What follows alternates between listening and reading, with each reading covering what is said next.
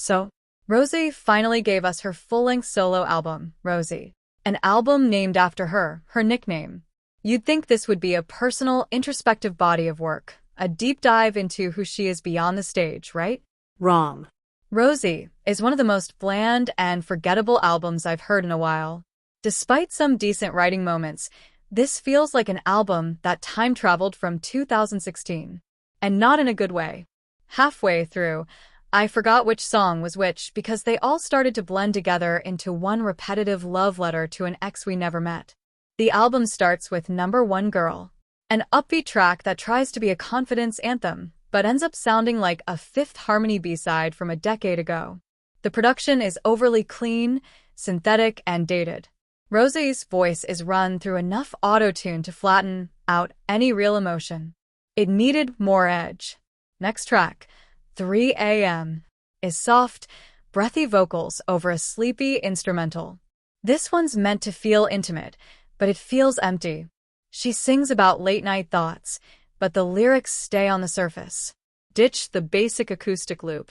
Add some texture, real instruments, vocal layering, ambient effects, something to make it feel lived in.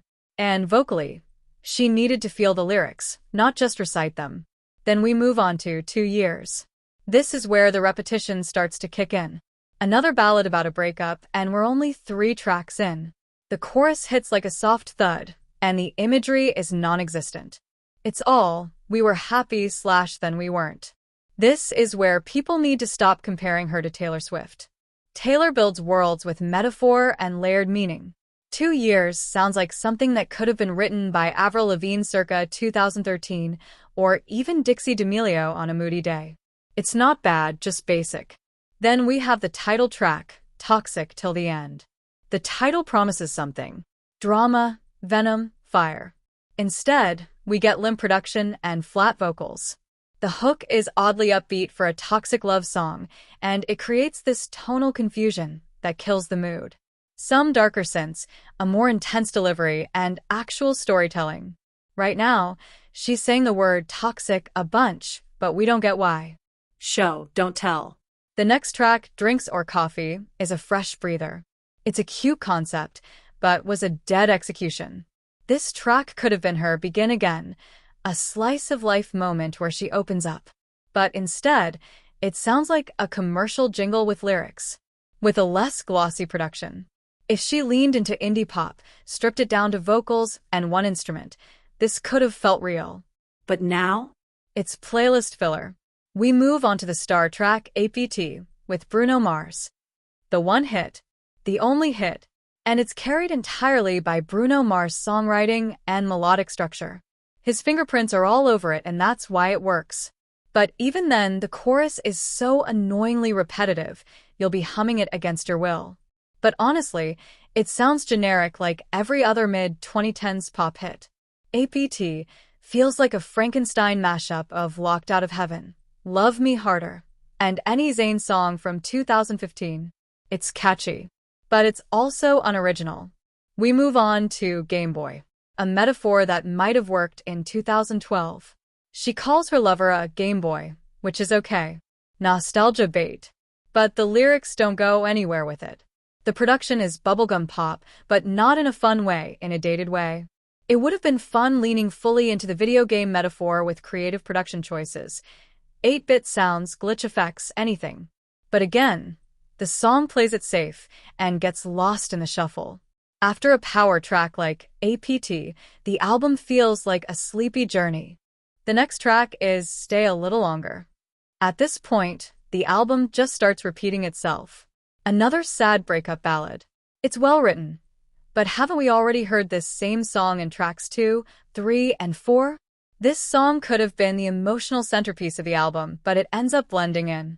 And that's the overall problem with Rosie. No standout identity. Not the Same is another mid-tempo song about an ex changing. The chorus is predictable, the vocal tone remains flat, and once again, the production sounds straight out of a 2016 Spotify playlist. We needed some dynamic vocal shifts. Maybe live instrumentation or stronger harmonies. Right now, it sounds like it was recorded with the volume stuck at 4. Then we have Call at the End. Very short, very forgettable. It's trying to be a dramatic closer to the relationship arc, but it ends before anything can land. The auto-tune here is weirdly sharp. It makes her voice sound unnatural. The song needed more space. Let the lyrics breathe. This could have been a moment to reflect or pivot the album. Instead, it's just more of the same. Too Bad for Us is a good song. This one almost breaks the formula. The verses hint at something more introspective, but the chorus brings us right back to breakup cliches. And here's the thing. Rosé can write. That much is clear. But she doesn't push far enough. There's no metaphor, no imagery, just plain statements. It's like reading a breakup diary entry with no editing. The last track, Dance All Night, tries to end the album on a fun note, but it feels completely disconnected from the rest. The chorus is bubblegum pop cheese, and her vocals, tuned within an inch of their life, sound like they were lifted from a TikTok dance trend. After 11 songs about heartbreak, this sudden tonal shift feels fake. The song doesn't feel like her, just a throwaway attempt to make something radio-friendly. So, here's the thing. Rosie isn't a bad album, it's a wasted opportunity. For an album named after herself, she tells us nothing about who Rosie is. No opinions, no quirks, no personality, just 12 songs about love and loss, over auto-tuned vocals and 2016-era beats. And yes, people will keep comparing her to Taylor Swift, but that's honestly an insult to what Taylor does as a songwriter. Taylor writes in metaphors, symbols, rich emotional layers. Rosie? It sounds more like an Avril Lavigne deep cut, or worse, a Dixie D'Amelio EP. For someone with so much potential and presence, the biggest mistake Rosé made was calling this album Rosie. Because I still don't feel like I know her. If you love the album, let me know why in the comments. But for me, this just didn't cut it. Maybe I expected too much after APD. Like, subscribe, and here's hoping Rosé gives us an album that actually sounds like her next time.